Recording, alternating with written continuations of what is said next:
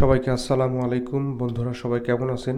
আশা করি সবাই ভালো আছেন। তো বন্ধুরা, আজকে আমি আপনাদের সামনে নিয়ে এসেছি ৫ মিশালি সবজি রেসিপি। চলুন দেখে নেওয়া যাক। প্রথমে আমি এখানে ৫ রকমের সবজি কেটে নিয়েছি। এই পর্যায়ে আমরা একে একে সবজিগুলো কুচি করে নেব। দেখতে পাচ্ছেন গাজর কুচি করে নিচ্ছি। এরপরে আমরা টমেটো কুচি করে নেব। ছোট ছোট করে টমেটোগুলো কুচি করে নিচ্ছি। এভাবে আমরা সমস্ত সবজিটুকু কেটে নেব। এ পর্যায়ে আমাদের মশলাটা রেডি করে নিব এবং একটা পাত্রে আমাদের কেটে রাখা সবজি এবং রেডি করে রাখা মশলা একে একে দিয়ে দিব। এখানে দিয়ে দিলাম রসুন বাটা, পেস্ট করে রাখা মশলা, পেঁয়াজ কুচি এবং কাঁচামরিচ। এ পর্যায়ে দিয়ে দিব স্বাদ মতো লবণ, ১ চামচ পরিমাণ হলুদের গুঁড়া এবং খাঁটি সরিষার তেল। অবশ্যই যদি পারেন বন্ধুরা খাঁটি সরিষার তেল ব্যবহার করবেন রান্নার কাজে।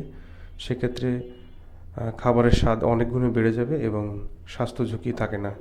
আমরা মশলা এবং আমাদের সবজি মিক্সড করে নিচ্ছি ভালোভাবে।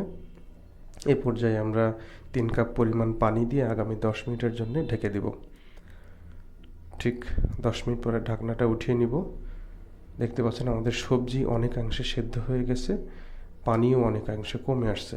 এ পর্যায়ে আমরা কিছুক্ষণের জন্য নামিয়ে নিব এবং গরম প্যানে আমরা কালো জিরা এবং পাঁচফোড়ন দিব।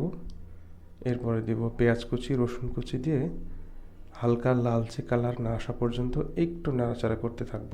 লালচে কালার চলে আসলেই এখানে আমাদের সিদ্ধ করে রাখা সবজি দিয়ে দিব, অর্থাৎ আমাদের সবজিতে বাগার দিয়ে দিব।